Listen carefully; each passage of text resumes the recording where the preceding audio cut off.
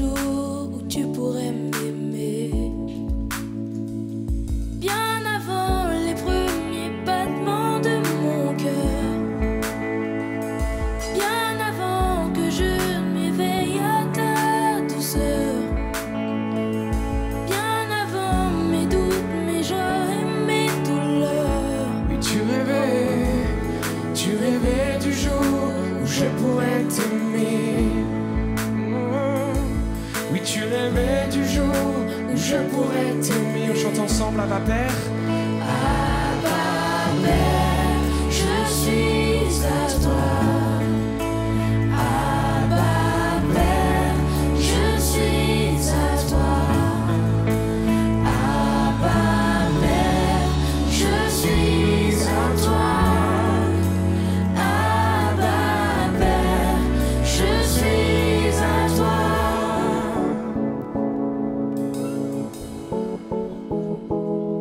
Et nous louons ton nom. Oh, bien avant que Jésus, Bien avant que Jésus marche sur la terre. Bien avant le Fils qui nous montre le Père. Bien avant que les cieux sur moi soient ouverts. oui, tu rêvais du jour où tu pourrais m'aimer. Bien avant que mon péché, Bien avant que mon péché brise ton cœur. Bien avant que coule le sang et la sueur. Bien avant les clous, le froid et la douleur. oui, tu rêvais du jour où je pourrais t'aimer. Oui, tu rêvais du jour où je pourrais t'aimer. Chantons la paix. Abba Père, je suis à toi. Abba Père, je suis à toi. Abba Père, Abba Père, je suis à toi. Abba Père, je suis à toi. après-midi, Abba Père, je suis émerveillé et saisi par l'immensité de ton amour pour moi. Abba Père, si grande est ta tendresse, ton cœur est grand ouvert et je viens plonger dans tes bras. Abba Père, je suis émerveillé et saisi par l'immensité de ton amour pour moi. Abba Père, si grande est ta tendresse, ton cœur est grand ouvert et je viens plonger dans tes bras. je suis à toi. Abba Père, je suis à toi. Abba Père, je suis à toi. Abba Père, je suis à toi. Abba Père, je suis. Chantons encore, Abba Père, je suis à toi.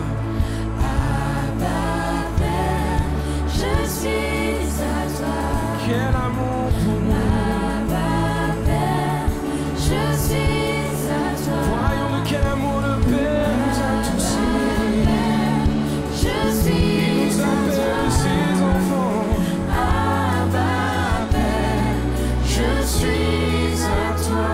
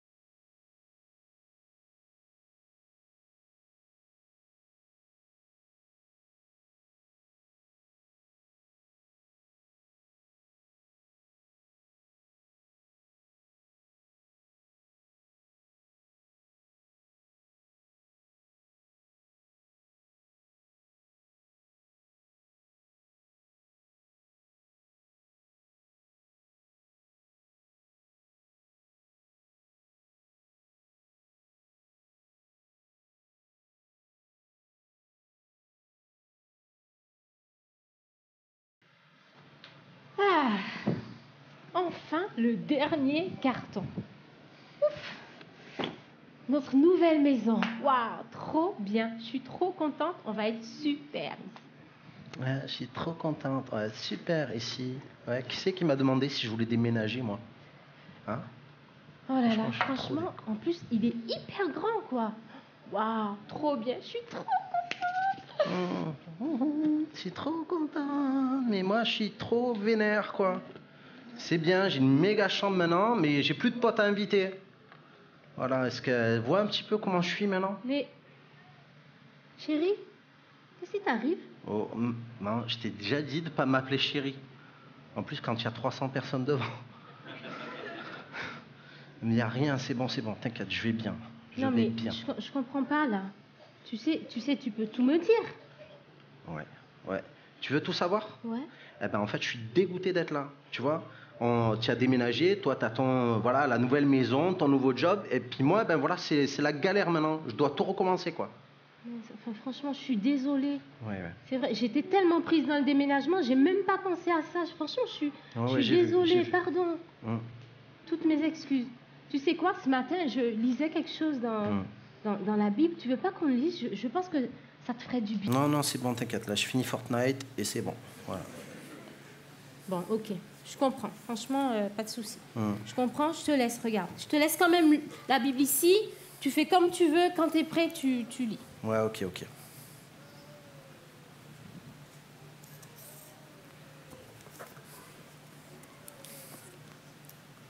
Ils se rendirent ensuite dans un endroit appelé Gethsémani, et Jésus dit à ses disciples, « Asseyez-vous ici pendant que je prierai. » Il prit avec lui Pierre, Jacques et Jean, et il commença à être saisi de frayeur et d'angoisse. Il leur dit, « Mon âme est triste à en mourir. »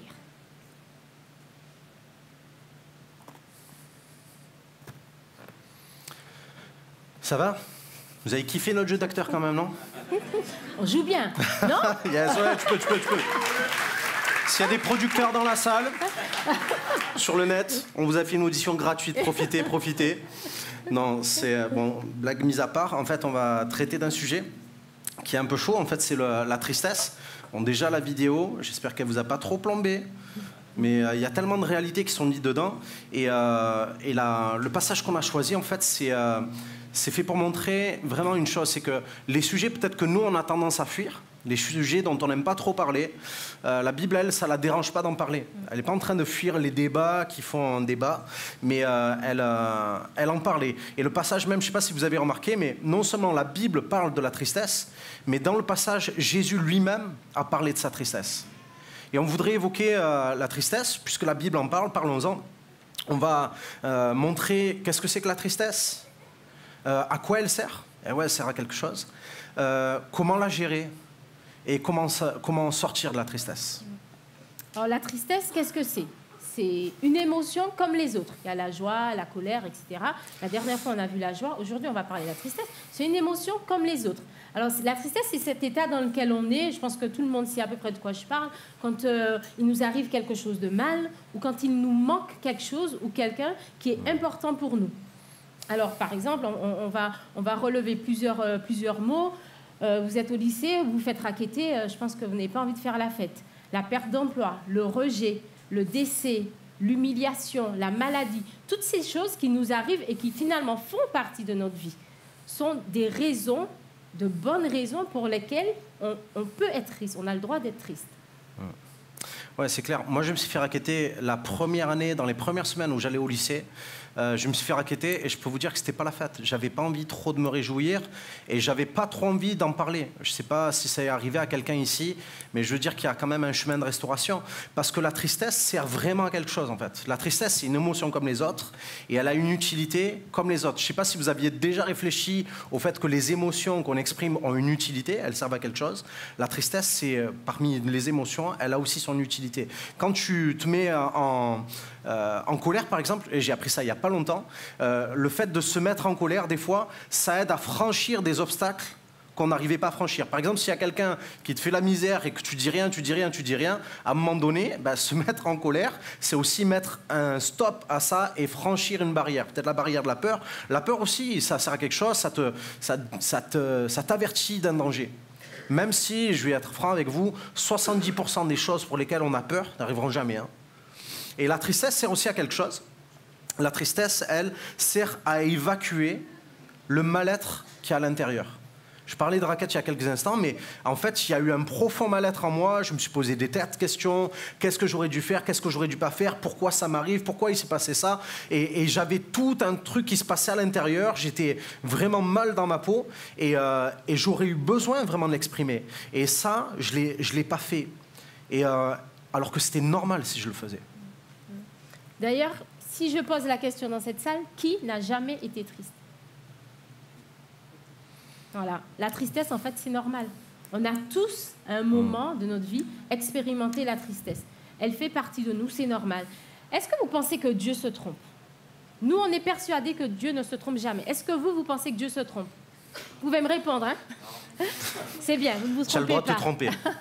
Dieu ne se trompe pas. Et pourtant, quand il nous a créés avec la tristesse. C'est quelque chose qui n'est pas agréable. C'est quelque chose qu'on a plus envie de cacher. Et Dieu nous a fait comme ça. Donc, la tristesse...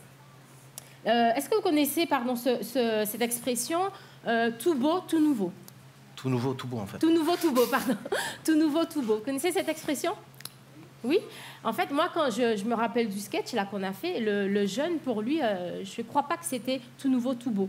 Il venait de changer de maison, il n'avait pas envie du tout, il allait perdre ses potes. Et pour lui, non, c'était pas beau, en fait, ce qui lui arrivait. Surtout qu'en général, à l'adolescence, c'est une période assez critique. Il y a beaucoup de changements qui se passent, changements dans la tête, changements, vous voyez votre corps changer, et il faut vous adapter à votre nouvelle image. Donc, c'était pas idéalement la meilleure période pour lui, pour qu'arrive encore un changement de repère. Pourquoi tu bouges mes feuilles? Et donc, vraiment, la tristesse, en fait, ce qu'on veut vous dire, c'est normal. Et ce qui n'est pas normal, en fait, c'est de vouloir à tout prix cacher sa tristesse. Jésus, il n'a pas fait ça. Jésus n'a pas caché sa tristesse. Le passage nous dit, il prie avec lui, Jésus, Pierre, Jacques et Jean, et il commença à être saisi de frayeur et d'angoisse. Il dit, mon âme est triste à en mourir. En fait, Jésus n'a pas caché sa tristesse. Jésus qui était au-dessus de tout, qui aurait pu faire, non, c'est moi, je suis Jésus, je suis Dieu, quoi. Non, il était totalement transparent, il n'a pas caché sa tristesse. Ouais. La réalité, c'est qu'on n'est pas tout le temps joyeux. Vous êtes d'accord avec ça? On n'est pas tout le temps joyeux. Par contre, en fait, on fait croire qu'on est tout le temps joyeux. Quand on te demande « ça va », qu'est-ce que tu réponds? Ça va. En fait, tu es en train de pleurer dans ton coin, il y a quelqu'un qui arrive. Ça va? Ouais, ça va. Et tu envoies des PTDR et des XPTDR et des MDR et tu es tellement MDR qu'en fait, tu es plutôt MDT, quoi. Tu vois, mort de tristesse, mais tu veux faire croire que tu es mort de rire, quoi. Et on n'est pas tout le temps joyeux. Et je veux juste te dire un truc, c'est que tu ne peux pas forcer ta joie. Je ne sais pas si vous avez essayé, mais c'est assez épuisant de forcer sa joie. C'est assez épuisant de faire croire qu'on est joyeux, de vouloir être joyeux tout le temps, alors qu'à un moment donné, on est triste. Tu ne peux pas forcer ta joie et tu ne peux pas fuir ta tristesse non plus. Et j'ai juste envie de te donner une parole, et je crois que quand on était en train de préparer ce message, il y a cette parole-là qui est venue, c'est « tu as le droit d'être triste ». Tu as le droit d'être triste. Je ne sais pas si quand vous étiez enfant ou jusqu'à il n'y a pas si longtemps, tu entends cette parole, mais non, mais c'est bon, arrête de pleurer.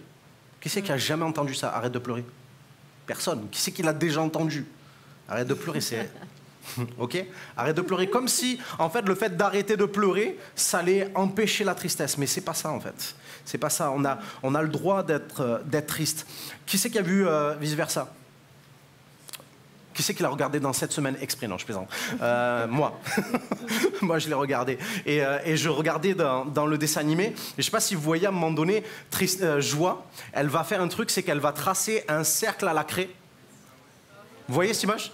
Elle trace un cercle à la craie et elle dit à Tristesse, elle prépare son petit truc et tout ça, sa journée. Elle dit à tout le monde, voit, tu vas faire ça, toi tu vas faire ça. Et puis elle voit Tristesse arriver et en mode panique, elle dit, attends, toi...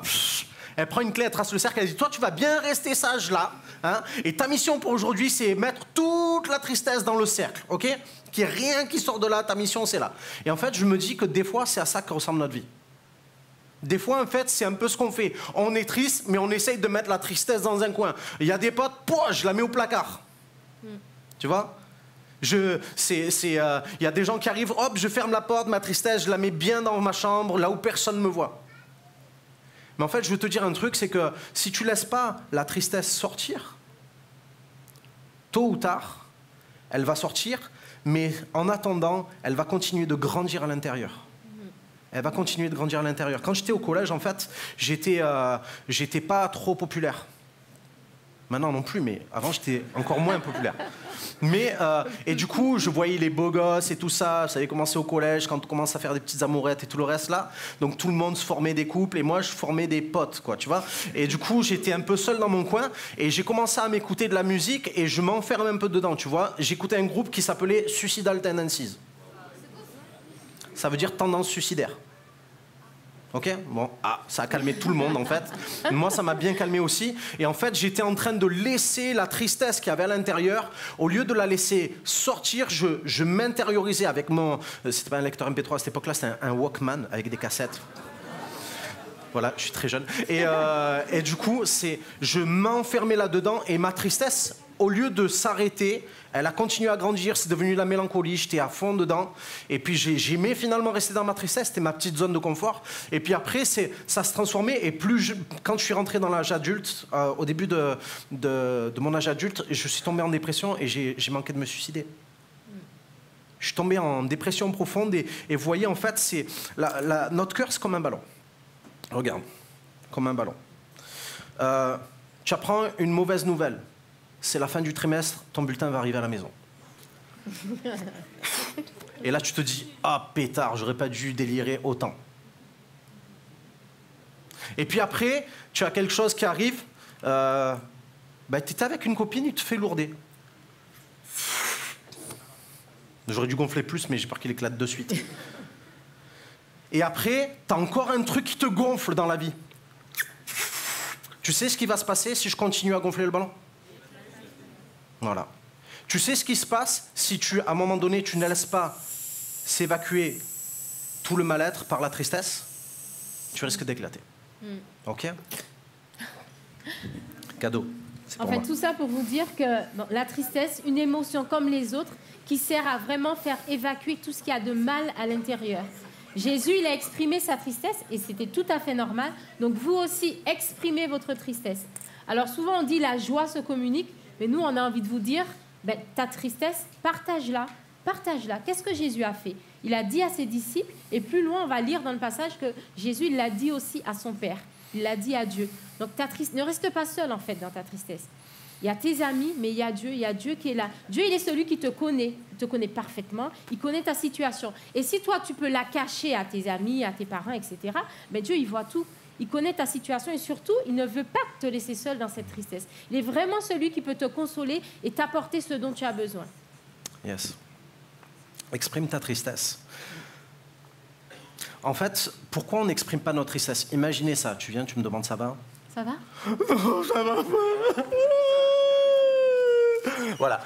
Là, elle m'a bien accueilli. Mais si tu fais ça tous les matins, tu sais ce qui va te passer? La personne, elle va te voir et elle va faire... Elle va même pas te regarder, elle va faire si t'as pas vu comme tu fais. Ça t'arrive de faire des trucs comme ça? Tu as quelqu'un que tu vas pas voir, tu le vois, tu fais... Genre, tu l'as pas vu.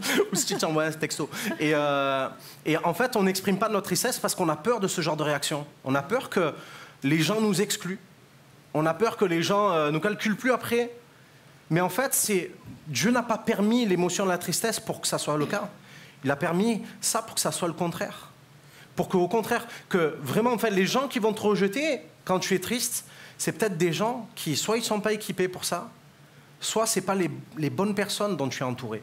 Je ne sais pas si vous avez remarqué, mais Jésus a pris avec lui Pierre, Jacques et Jean. Combien avait de disciples Jésus? Combien de disciples avait Jésus? Il en avait 12, ok? Bon, il en avait plus que ça, mais il en avait 12 avec qui il était vraiment proche. Et quand il va monter, dans le passage qu'on a lu, Jésus va se retrouver dans Gethsémané, c'est-à-dire son jardin de douleur, le moment où Il sait que c'est bientôt la fin. Il va être trahi. Judas va le trahir. Il sait qu'on va l'arrêter injustement. Ça vous est arrivé de vous faire attraper alors que vous n'avez rien fait à la place de quelqu'un? Oh là là, j'entendais. Ah oui, je ne savais pas tout ça. Ok. Donc ça, c'est le genre de truc qui ne nous rend pas trop joyeux. Il sait qu'il va être battu, qu'on va le frapper. Il sait en plus que non seulement on va le frapper, on va le faire mal, mais on va le tuer. On va le mettre à la croix. Et en plus, alors qu'il est en train de prier Dieu, son Père, il demande une réponse et ce n'est pas la réponse qu'il attend qui va arriver. Et je peux vous dire que là, Jésus, il était au fond, du fond, du fond, du fond. Et il avait choisi quand même les bonnes personnes pour l'accompagner, les bonnes personnes avec qui il partageait. Mais c'est vraiment avec Dieu que tu peux partager. Et quand tu partages avec les bonnes personnes, ces bonnes personnes-là ne vont pas te rejeter. Il faut trouver les bonnes personnes, il faut juste sélectionner. Tu sais quoi, on peut se faire des potes au collège, au lycée, mais ça peut être que des potes. Mais là, je t'invite vraiment à faire le bon choix pour tes amis. Parce que les bons amis, eux, ils vont pouvoir t'accompagner. Et tu vois, dans le film, dans Vice Versa, à un moment donné, vous vous rappelez, Riley, pendant un moment, elle est à table. Vous avez vu la scène où elle se prend la tête avec son père? Oui, ouais. Où c'est? Ouais, c'est bon. On est vraiment des bons acteurs. Vous avez vu, tout calculé. Tout. Elle dit, ouais, c'est bon. Et elle est en mode vénère. Et qu'est-ce qui se passe? Son père, ouais, c'est bon, file dans ta chambre. Je ne demande pas des témoins, je sais que tu as déjà entendu ça. Et du coup, elle est là et elle exprime toutes sortes de choses. Et jusqu'au moment où elle va craquer, où elle va exprimer sa tristesse. Et quand elle exprime sa tristesse, ses parents peuvent comprendre quelque chose, peuvent comprendre le message qu'elle veut leur faire passer depuis le début. J'ai besoin de quelqu'un. J'ai besoin qu'on m'aide. Tu sais, la tristesse, elle va faire passer ce message. J'ai besoin qu'on m'aide. Alors que ta colère, elle manifeste pas ça. Vous savez, je raisonne aussi en matière de parents. Et ça m'est arrivé, moi aussi, de me prendre la tête. De me mettre en colère ou alors d'être dégoûté. Des fois, on est blasé. En ado, on est en mode vraiment blasé du début jusqu'à la fin. Mais ce que les autres voient, c'est juste la colère et le côté blasé, alors qu'à l'intérieur, en fait, il y a de la tristesse qu'on ne veut pas exprimer. Et Riley, quand elle a accepté d'exprimer sa tristesse, vous voyez l'image qui va se passer, c'est que ses parents vont se rapprocher d'elle. Et la tristesse, en fait, quand tu l'exprimes, elle ne va pas éloigner les gens de toi. Elle va faire juste se rapprocher les gens qui t'aiment vraiment. Et c'est pour ça que je t'invite vraiment à choisir tes amis. Et il va y avoir cette histoire de compassion. Et j'aime trop ce passage dans le livre des psaumes qui dit « L'Éternel entend la voix de mes larmes ». Vous connaissez ce verset? « L'Éternel entend la voix de mes larmes ». Des fois, tu es là, tu ne sais pas trop quoi dire à Dieu. Et moi, ce que je vais t'inviter à faire, c'est peut-être dis-lui juste quelques mots, mais si tu as besoin de pleurer, pleure avec lui. Et les gars, je vous dis ça aussi. Hein. Parce que Jésus, c'était le boss, c'était le maître, et ces gars, c'était les disciples. Les trois qui étaient avec lui, c'était ses disciples. Et vous savez quoi? Le boss dit à ses disciples, il dit, les gars, je suis triste jusqu'à en mourir. Et des fois, tu veux faire le costaud, tu veux faire le grand, tu veux faire le mec, quoi. Mais tu as juste besoin d'exprimer ta tristesse à un moment donné. On a beaucoup parlé de tristesse, mais est-ce qu'on est tout le temps triste? Non, des fois, on n'est pas triste. Et finalement, quand on n'est pas triste, qu'est-ce qu'on peut faire? Hein? On peut être heureux. Oui, on peut être heureux. Mais là, vous avez vu, quand on est triste, ça veut dire tu as besoin de quelqu'un. Mais quand nous, on est bien, est-ce qu'on ne peut pas être celui qui va être là pour celui qui est triste? Question que je vous pose. Quand on est bien, est-ce qu'on ne peut pas être celui qui va aider l'autre à sortir de sa tristesse? Je vais vous raconter un petit truc sur une de mes filles. Un jour, on était à l'église et j'étais derrière, elle devait avoir 2 ans et demi. Et en pleine réunion comme ça, elle m'échappe et elle court et elle va devant jusqu'au 3e rang. Et je la vois et en fait, elle enlace une dame qu'elle connaissait, elle l'enlace. Elle reste là et puis après, elle revient me voir. Ben, à la fin du culte, cette femme est venue me dire, mais c'est exactement ce dont j'avais besoin. Un câlin. Elle passait par un moment douloureux et juste ça, waouh, ça a été pour elle top.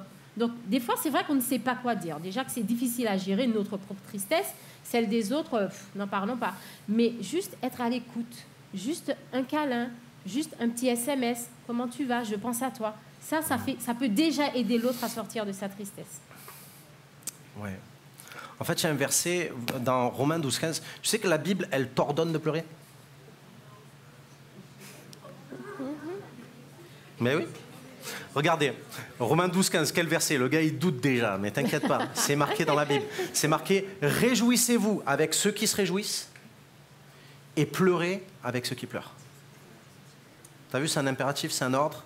Bon, on va pas se mettre à pleurer à tout va, mais en fait, c'est comme si Dieu nous disait « Mais l'autre qui est triste a besoin à un moment donné de quelqu'un qui partage sa tristesse. » Parce que toi, quand tu es triste, ce que tu as besoin, un besoin le plus profond, c'est que quelqu'un t'accompagne là-dedans. Et Dieu a prévu ça, en fait. Dieu a fonctionné comme ça, et il a prévu à un moment donné que tu ne restes pas seul dans ta tristesse. Tu sais pourquoi? Parce que quand tu es accompagné dans ta tristesse, c'est comme s'il y avait quelqu'un qui venait et qui partageait le poids du mal-être que tu as à l'intérieur. Comme si quelqu'un pleurait certaines des larmes que toi, tu n'auras pas à pleurer. Et tout ça, pour t'aider à franchir un cap, c'est sortir de la tristesse. Parce qu'on a dit, on ne peut pas être tout le temps joyeux, mais ça ne veut pas dire pour autant qu'on va être tout le temps dans la tristesse. Dieu n'a jamais prévu qu'on soit tout le temps dans la tristesse.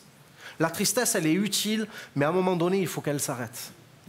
Et je sais qu'il y a peut-être des gens qui sont là avec de la tristesse depuis longtemps, en fait. Et ils ne savent pas trop comment s'en sortir, et ils ne savent pas trop à qui en parler, etc.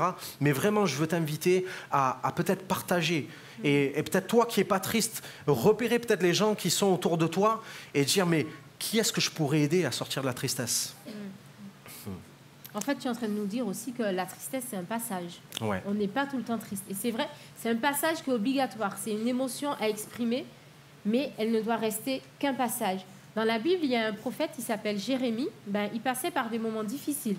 Il était dans la désolation, la détresse. Il y a des gens qui se moquaient de lui. Et franchement, lui-même, il dit « Je ne connais plus le bonheur ». Et peut-être que ça vous est déjà arrivé de dire « Je ne connais plus le bonheur, mais je ne connaîtrai plus le bonheur ». Ça, c'était trop dur. C'est le maximum que je pouvais supporter. Là, c'est fini.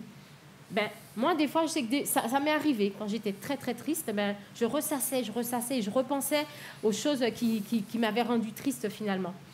Mais Jérémie, il va faire autre chose. Il va décider de repasser sur son cœur que les bontés de l'Éternel ne sont pas épuisées, que ses compassions ne sont pas à leur terme. Elles se renouvellent chaque matin et que la fidélité de Dieu est grande. Et aujourd'hui, c'est aussi ce qu'on veut vous dire. Oui, la tristesse existe. Oui, il faut l'exprimer, mais ce n'est qu'un passage. Et il y a Dieu qui est là. Ne restez pas seul dans votre tristesse. Et vraiment, Dieu est fidèle. Il ne nous a pas donné Jésus pour après dire débrouillez-vous, quoi.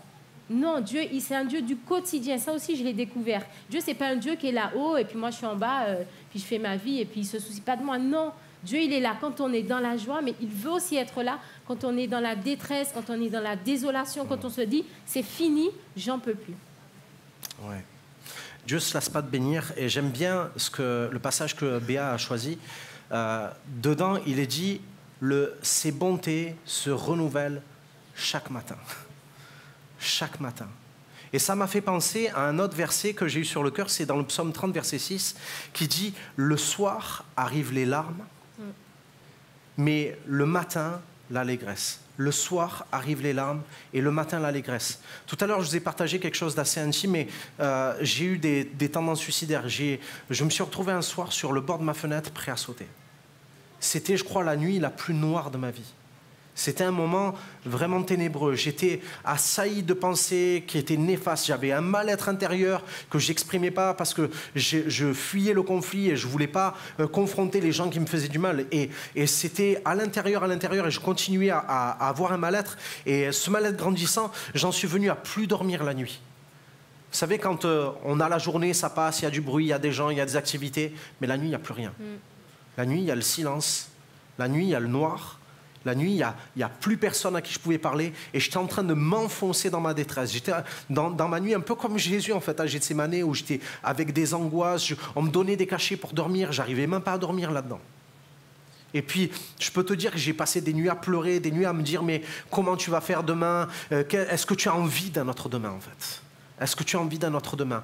Et alors que j'étais sur le bord de la fenêtre, j'ai eu vraiment une voix qui m'a interpellé, qui me disait, si tu t'enlèves la vie, tu devras rendre compte à celui qui te l'a donné. Je peux te dire quelque chose, c'est que Dieu ne voulait pas que ma vie se termine la nuit. Il voulait me dire, il y a un matin, ou alors que tu as eu des larmes pendant ta nuit, il y a un matin où tu vas avoir de la joie, en fait. Et Jésus a eu ce moment et il dit, mon âme est triste jusqu'à la mort. Et je peux te dire qu'à partir de Gethsémane jusqu'à la fin, je pense que le cœur de Jésus a été brisé par la tristesse. Il a été brisé par la tristesse. Il a exprimé à ses disciples, mais il s'est quand même fait arrêter. Il s'est quand même fait arrêter et il s'est fait battre. Il s'est fait battre et on l'a amené à la croix. Et on l'a amené à la croix et là, il est mort à la croix. Il a dit, mon âme est triste jusqu'à la mort. Il était dans les ténèbres de la mort. Mais tu sais quoi, le 3e jour, le 3e matin, il y a eu une allégresse parce que Jésus est ressuscité. Il est vivant. Et il te dit, il y a eu des larmes jusqu'à la mort. Et c'est comme si Dieu me disait, je ne veux pas que tu ailles jusqu'à la mort puisque moi j'y étais. Je ne veux pas que tu te laisses écraser par la tristesse parce que moi, la tristesse, j'ai accepté qu'elle m'écrase à un moment donné.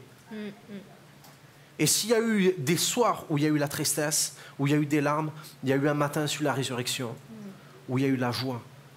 Et tu sais, c'est fort le passage qui disait Béa parce qu'elle disait chaque matin sa bonté se renouvelle. Tu sais pourquoi? Parce qu'il y aura peut-être des matins qui viennent et où tu ne seras pas prêt à te réjouir. Et Dieu te dit, il va y avoir forcément un moment où, à la suite d'une nuit où il y a eu des larmes, il y aura un matin dans la joie. Parce que le matin où tu ne seras pas prêt, le lendemain matin, je vais renouveler ma bonté, et je vais renouveler ma bonté, et je vais renouveler ma bonté. Je crois que Dieu, il veut que tu sortes de ta tristesse. Ce n'est pas le cas pour tout le monde. Mais si vous voulez, je vais demander à Pierre Nico de venir et de jouer quelque chose pour nous. Je voudrais juste qu'on réfléchisse un instant. Et peut-être que tu réfléchisses un instant. Peut-être qu'il y a quelque chose dans ta vie où tu te dis, non, je n'ai pas le droit d'exprimer la tristesse parce que qu'est-ce qu'on va dire de moi en fait? Et puis tu restes seul face à ta tristesse, tu fais que partager tes joies avec les gens qui sont autour, mais il n'y a personne qui sait à quel point tu es triste aujourd'hui. Je peux te dire une chose, c'est que Jésus, lui sait. Jésus, il sait à quel point tu es triste. Et il te demande une chose, il te dit, ne reste pas seul. Je te demande quelque chose aujourd'hui, c'est ose exprimer ta tristesse devant Jésus. Ose laisser sortir le mal-être par la tristesse pour que le bien-être d'en haut vienne s'installer dans ta vie. Je sais qu'il y a des choses qui sont arrivées et des fois on les a fait taire mais elles sont toujours là. Il y a quelque chose de grave qui s'est passé alors que tu étais dans l'enfance. Il y a quelque chose de grave qui s'est passé, quelque chose de mal qui t'est arrivé et tu n'as jamais voulu l'exprimer. Tu n'as jamais voulu le dire. C'est peut-être le moment de le faire. C'est peut-être le moment de le faire. Et tu sais quoi, ce n'est pas vers nous, ce n'est pas vers un message qu'on t'a bien tourné. Mais laisse le Saint-Esprit travailler ton cœur. Jésus est là. Jésus est là, il attend une chose. Il dit, la tristesse c'est normal mon ami. Exprime-la maintenant. Et peut-être je vais te demander de faire un pas de la foi et juste dire, mais j'en ai marre de ce mal-être. C'est peut-être juste un domaine dans ta vie. Pas quelque chose de général, mais tu peux te lever à ta place, tu peux lever ta main et juste dire, Seigneur Jésus, c'est pas vers les autres, Seigneur, c'est toi l'ami que je choisis. Pour dire, Seigneur, viens, je veux être débarrassé de ce mal-être. J'en ai marre que ça revienne, que ça revienne, que ça revienne. J'ai réussi à le faire taire quelquefois, mais ça revient tout le temps. Seigneur, je veux plus de ce mal-être. Je veux plus, Seigneur, cette tristesse qui vient et qui prend la place. Seigneur, je veux juste l'exprimer devant toi parce que j'entends que tu es prêt à m'aider à m'en débarrasser. S'il y a quelqu'un qui veut être assez courageux, Jésus a été courageux au point de l'exprimer. Et pourtant, c'est le Fils de Dieu. Si Jésus a été triste, tu as le droit. Et si Jésus a été triste, c'est pour te libérer de ta tristesse. Yes.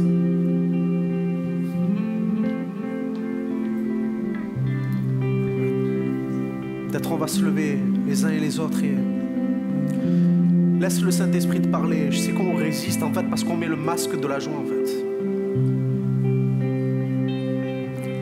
On met le masque de la joie alors qu'à l'intérieur on est triste. Vous voulez qu'on se lève et qu'on loue, qu'on demande à Dieu, qu'on lui exprime peut-être dans le secret de ton cœur. Peut-être qu'il y a des larmes qui vont couler, mais c'est bon. C'est bon parce que ce mal-être, il doit sortir tôt ou tard. Je veux te remercier pour ta présence. Je veux te demander d'inonder nos cœurs, Seigneur Jésus, de ta présence, Seigneur. Je ne suis pas en train de demander ta joie, je suis juste en train de demander, Seigneur, ta présence, ta consolation. Seigneur, parce que je sais que la joie viendra après, mais Seigneur, on a besoin, Seigneur, de consolation. On On a besoin de connaître ta présence, Seigneur, qui vient et qui amène le bien-être là où le mal-être a régné depuis longtemps.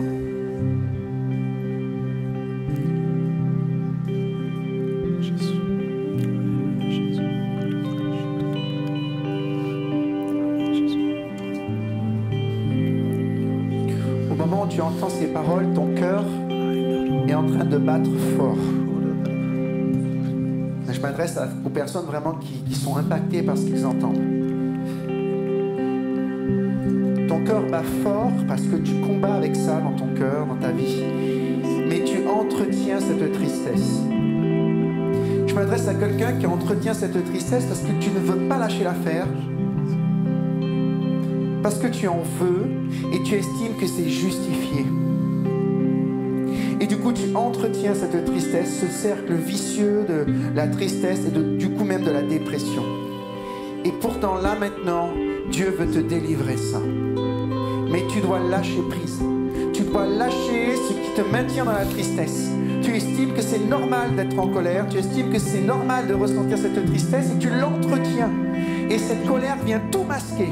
Cette colère que tu as vis-à-vis d'autrui vient tout cacher, vient tout masquer cette tristesse qui est plus profonde. Pardonne, relâche maintenant. Pardonne ce qui t'a été fait par le passé.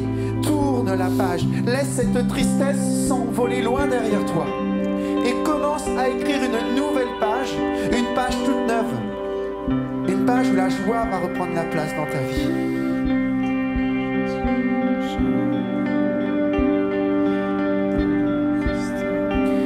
Si tu veux vivre une victoire dans ta vie par rapport à une tristesse que tu vis et qui est là, qui ne te lâche pas, juste on va te donner l'opportunité de le faire et de juste de lever la main quelques secondes. Tout le monde ferme les yeux s'il vous plaît. C'est un moment d'intimité, les parents comme les enfants.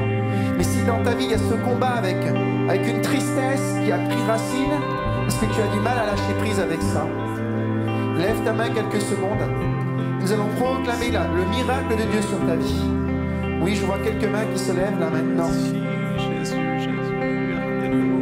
Et maintenant que tu as levé la main, tu vas juste chuchoter à Dieu. Seigneur, je te dépose cette tristesse. Je te dépose ma tristesse. Seigneur, je veux pardonner à ceux qui m'ont fait du mal. Et maintenant, j'écris une nouvelle page. Prends quelques instants pour le dire au Seigneur tout doucement, dans le secret de ce que tu vis maintenant. Et une huile de joie coule. Une huile de joie commence à couler sur ta vie. Il n'y a pas de fatalité dans la tristesse, on l'a entendu, c'est passager. Tu pensais que ça ne finirait pas, mais c'est aujourd'hui un moment particulier où tu vis une victoire. Tu sens cette tristesse qui commence à être consumée. Imagine cette tristesse comme un gros morceau de papier, et là tu viens d'allumer un feu, et elle est en train de tout se consumer. Elle est en train de tout se consumer au moment où tu pries, au moment où tu remets tout entre les mains de Dieu. Elle est entièrement consumée cette tristesse, elle devient insignifiante, elle devient poussière. Est-ce qu'on peut juste maintenant ensemble élever les mains vers Dieu tous ensemble et lui dire merci parce que tu permets la tristesse, mais merci parce que tu changes mon deuil en allégresse. Tu changes mon deuil en allégresse. Tu changes mon deuil, tu changes la tristesse en allégresse. Est-ce qu'on peut le dire ensemble? Tu changes mon deuil en allégresse. Tu changes mon deuil en allégresse. Alléluia. Juste m'adresser à quelqu'un, je ne sais pas si c'est dans cette salle ou quelqu'un qui est en train de regarder sur le streaming qui a été abusé. Et je crois en fait que Dieu a vu ta tristesse et il te voit dans ta tristesse aujourd'hui. Et il est en train de te tendre une main secourable, en train de te dire, alors qu'il n'y a personne avec qui tu as osé en parler, avec qui tu as pu en parler, tu peux en parler avec moi aujourd'hui, je vais me tenir et je vais te restaurer. Ça prendra le temps que ça prendra, mais sache une chose, c'est que tu peux me l'exprimer à moi et je vais me tenir à tes côtés parce que je veux te restaurer, je veux te faire rentrer dans une nouvelle étape de ta vie.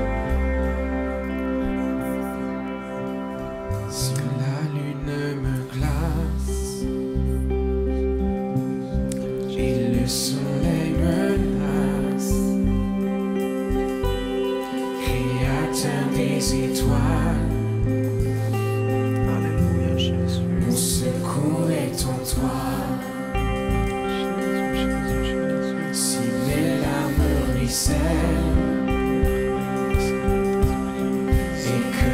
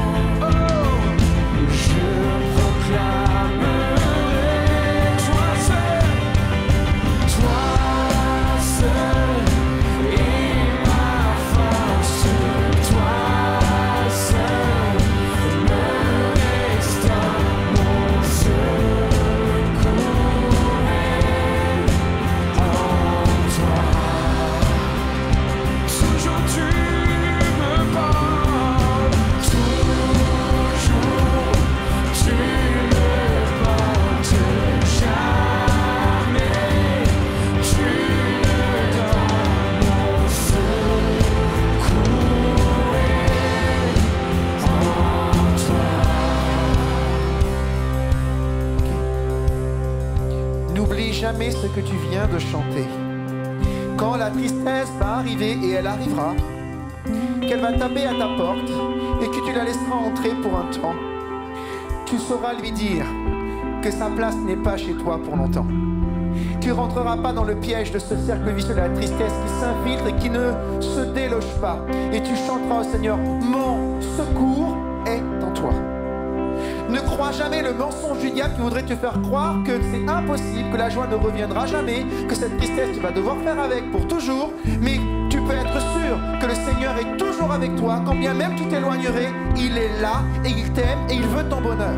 Et qu'à ce titre-là, ton secours sera toujours en lui. Alors on va reprendre ce refrain ensemble, on va le chanter une dernière fois. Mais quand la tristesse vient pour te glacer, tu chantes au Seigneur, ta confiance en lui et il vient te faire du bien. Amen. Alléluia. Si la peur m'envahit Et mon âme chavire, créateur de la vie, mon secours est en toi, mon secours est en toi. Alors je lève les yeux, oui je lève les yeux vers les hauts sommets. Toi seul est mon Dieu, je proclamerai, toi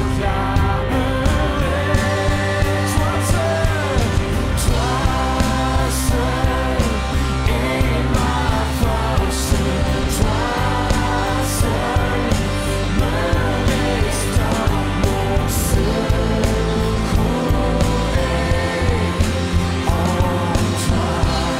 toi. toujours tu me portes. Oui, toujours tu me portes, jamais tu me donnes, mon secours est en toi. Ta victoire, mon espoir, Ta victoire, mon espoir, ton chemin, mon destin, ton salut, mon refuge, tout est en toi. Ta victoire, mon espoir, ton chemin, mon destin, ton salut, mon refuge, tout est en toi. Ta victoire, mon espoir, ton chemin, mon destin, ton salut, mon refuge, tout est en toi. Ta victoire, mon espoir, ton chemin, mon destin, ton salut, mon refuge, tout est en toi. tout est en toi. Tu fais toutes choses nouvelles, tu transformes mon deuil en allégresse.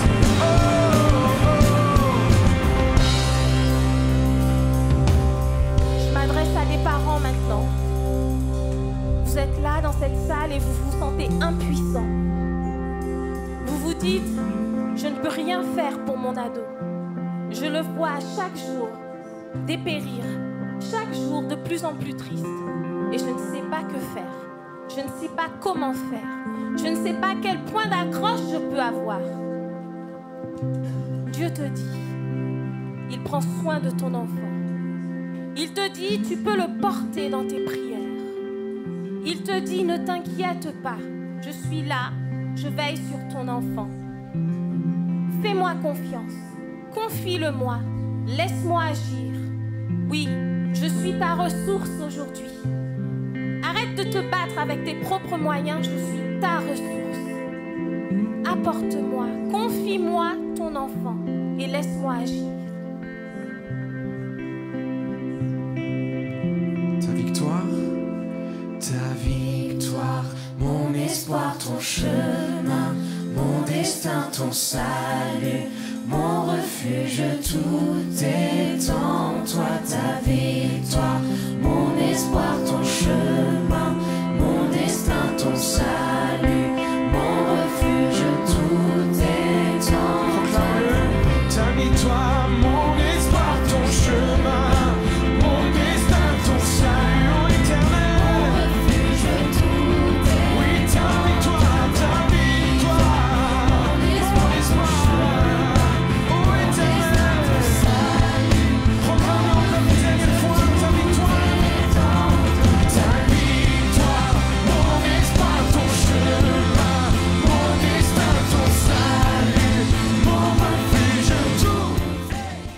Nous sommes heureux d'avoir pu passer ce culte ensemble dans la présence de Dieu.